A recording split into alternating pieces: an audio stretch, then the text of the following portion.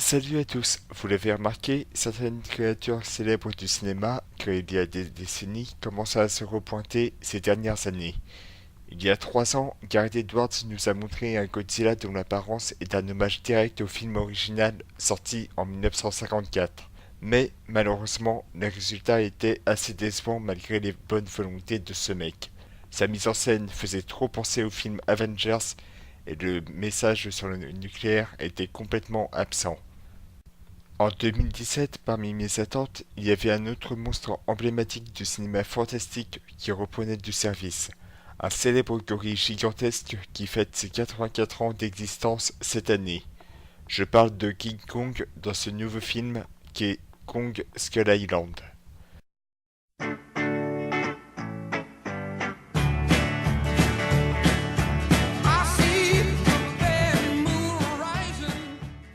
Ce qui m'a poussé à le voir est le fait que King Kong est selon moi le monstre le plus important du cinéma fantastique. C'est d'ailleurs celui que je préfère. Ayant vu les versions de 1933, 1976 et 2005, j'avais envie de regarder le résultat de ce nouveau film, après avoir vu la bande-annonce et l'apparence de Kong qui s'annonçait comme un retour de ce mythe.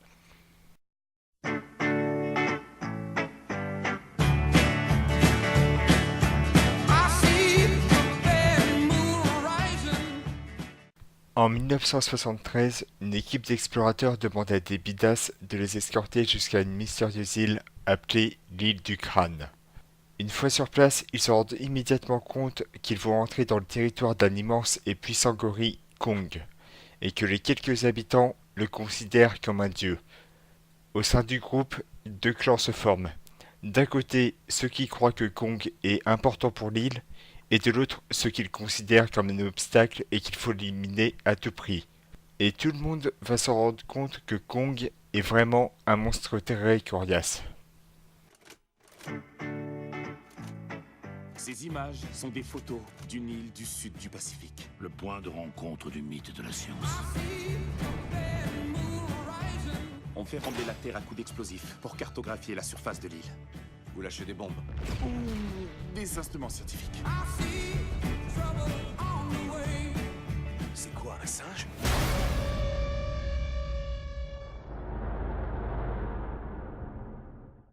On dégage!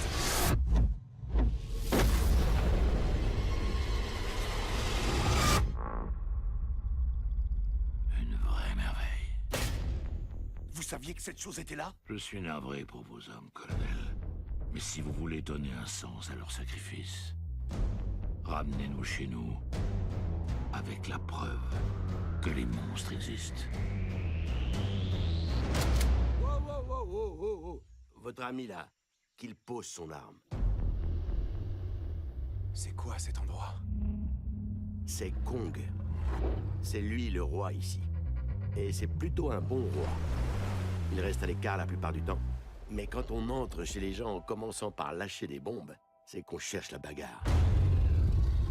Kong est Dieu sur cette île. Mais les démons vivent sous nos pieds. Comment vous les appelez? Les rampants de l'île du Crâne. Pourquoi? J'avais encore jamais dit ça tout haut. Ça fait débile dit à haute voix. Bah appelez-les comme vous voulez.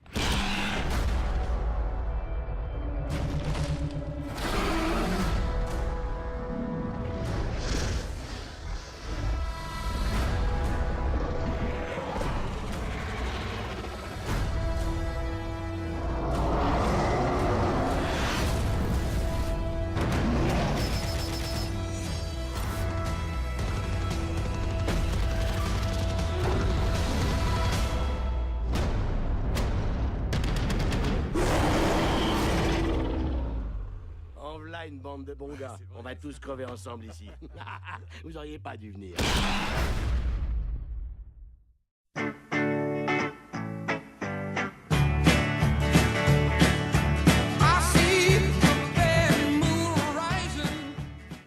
Ce qui commence bien avec ce film est le contexte historique.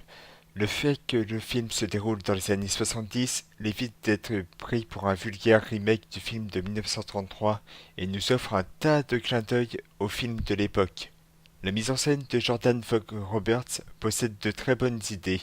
comme la première rencontre entre Kong et les hélicos, les nombreux plans suivant le regard des militaires pour bien montrer ce combat très David contre Goliath, cette scène c'est vraiment du très propre. Et le reste des bestiaux de l'île sont pas mal faits aussi et offrent quelques passages pas mal du tout. Des buffles géants jusqu'à l'araignée géante, leurs scènes sont vraiment super bien faites. Parlons de Kong, celui-ci est très bien fait. Entre son apparence qui est un hommage évident au premier film, sa force hallucinante et sa férocité quand on l'emmerde, c'est vraiment le roi de l'île du crâne qui est en forme 12 ans après le chef-d'œuvre de Peter Jackson. Jordan Vogt-Roberts disait que la magie des films fantastiques actuels avait disparu depuis très longtemps. Avec Kong Skull Island, il fait de son mieux pour essayer de conserver l'objectif des films sur l'univers de King Kong, offrir quelque chose de spectaculaire. Les acteurs font correctement leur taf. Ceux qui s'en tirent le mieux, ce sont clairement les acteurs secondaires. Parmi eux, il y a Jason Mitchell et Corey Hawkins, qui ont été révélés grâce au film Straight Outta Compton, dans lequel ils jouaient respectivement les rappeurs Eazy-E et Dr. Dre. Dans Kong Skull Island, Mitchell est soldat et Hawkins un scientifique. Tous les deux jouent vraiment très bien leur rôle, malgré qu'ils aient des personnages moins importants que les autres. Ils se foutent pas de notre gueule quand ils jouent, c'est le principal. John Goodman, connu grâce à son rôle de Walter dans The Big Lebowski, incarne le meneur du groupe scientifique avec un jeu très très bon. Comme je l'ai dit, la plupart des acteurs secondaires sont bons. Quant aux acteurs principaux, on va en parler justement.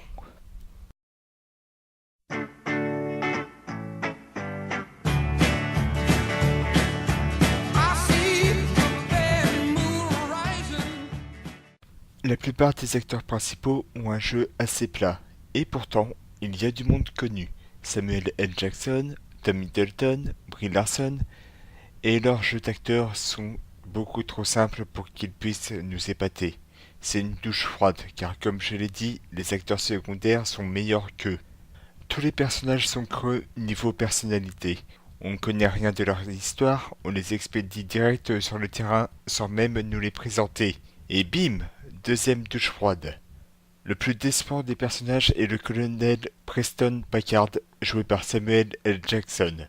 Durant tout le film, il fait sans arrêt la gueule. Ses dialogues sont à peine développés et rendent l'acteur moins top à regarder. Un véritable gâchis. Et certaines scènes ont la même mise en scène qu'un jeu de PS3 tant certains effets spéciaux sont mal foutus.